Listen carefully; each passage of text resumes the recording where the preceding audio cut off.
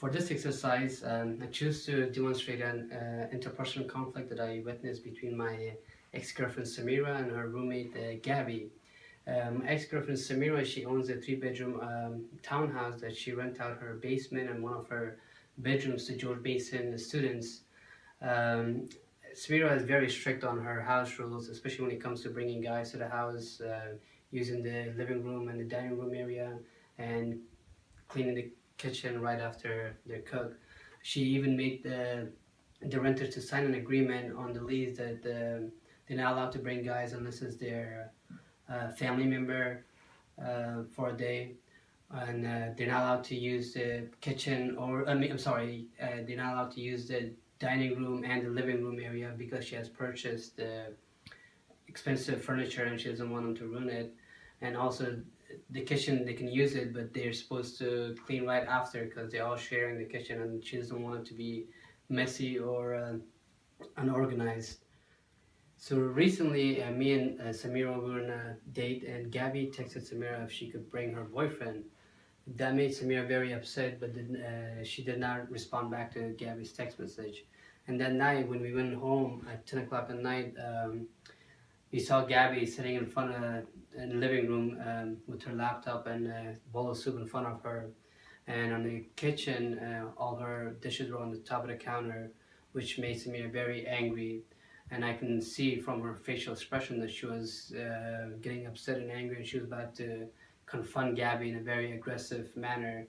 And to ease the situation, I pulled her to the side and spoke to her for like 10-15 minutes to calm her down before she spoke with Gabby. And I used these methods and theories to calm her down. I asked her what's going on, help me understand. I listened to her situation. And then this time was an ally because Samira did really calm down after 15-20 minutes speaking to her. Basically, I told her that you can talk to Gabby, but it's not what you say, it's how you say it. You can tell your concern and tell her that what's going on with you, but you have to say it in a way that she can understand too, in a good way. And I try to see it from her, from others' perspective, that why is Gabby actually sitting there, and don't make assumption about the other's intention. Like just because she has the dishes on the top of the counter, it doesn't mean that she's not gonna put those in her cabinets and make the kitchen organized back. So these are the theories that I use to solve this conflict. Well, hey. It was really cold in the basement. Yeah, it is actually cold, very outside. How are you? Why are your dishes in the sink? We had an agreement. Can we talk? Can we talk over in the living room? Sure. I need to understand what she was doing up there. I mean, we had an agreement. She signed the lease and she agreed to not be in any other space in the house other than the kitchen and her room, which is in the basement. That's where she should have been. It's okay. We just came back from a very romantic date. You're in a very positive mood, happy. You just came and just anymore. your whole No. mood changed just looking at her. I mean, because I don't understand what she's doing up here. Like, how hard is it to follow an agreement that you agreed to? I don't get it. And then that mess in the kitchen. Oh I saw that. my God. It's okay. Well, you saw that she was eating food, and I'm sure she just cooked her food. She was eating.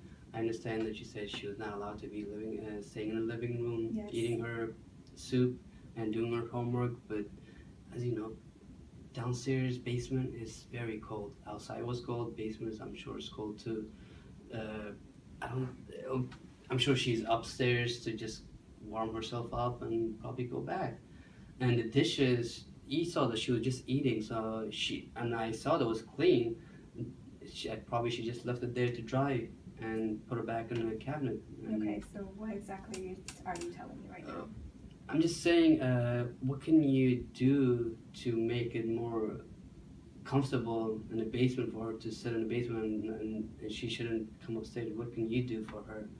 Like, do you think, is it warm enough in the basement? And all I saw was she said it's very cold in the basement. Yeah, I guess.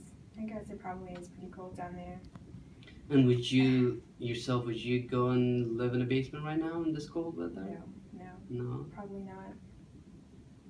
I mean, I guess you're right. I probably would jump into conclusions about things. Basement is probably really cold.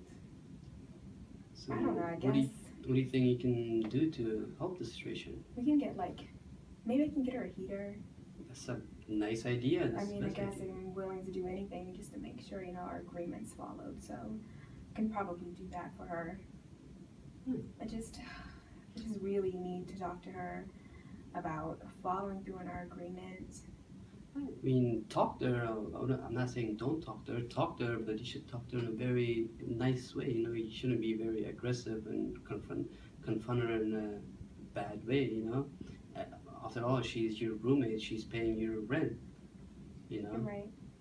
You're right. I should be more fair. Well, I'm glad that you understand now. As long as you're happy. I don't want you to get mad about or get. I won't get mad. I just, I'll be happy once we have everything settled. Okay. You want to go talk to Gabby right now? Sure. Okay, let's go talk to her. Gabby.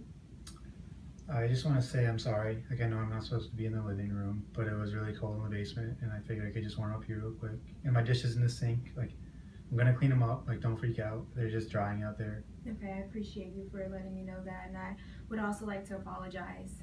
It wasn't fair of me to come in and give you that look and just start assuming that you were just gonna leave everything a mess and just completely throw our agreement out the window. That wasn't fair of me. But I mean, I think your reaction was justified because I was breaking the lease, and thinking about it, I probably should not have been there.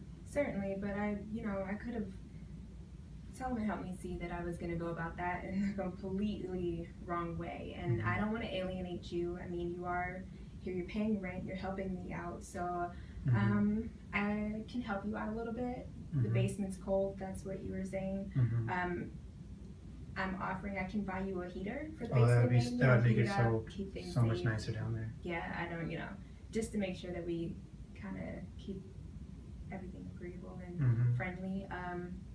And then I also just wanted to bring up, you texted me before about bringing your boyfriend over, and that honestly, I know that's not on the lease. So. Yeah, and that set me a little bit on edge, so it's probably played a role in why he's ready to come at you so hard.